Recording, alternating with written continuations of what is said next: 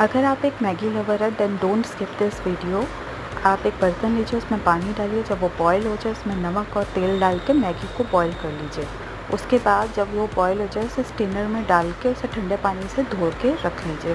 फिर कढ़ाई में ऑयल डाल के उसमें चॉप्ड पोटैटो अच्छे से फ्राई करके उसे उठा लीजिए। फिर उसी तेल में आप अनियन डालिए और लहसुन और हरी मिर्च डाल के सौटे कीजिए। फिर गाजर, शिमला मिर्च, मटर, गोभी, बीन्स जो आपके पास सब्ज़ी अवेलेबल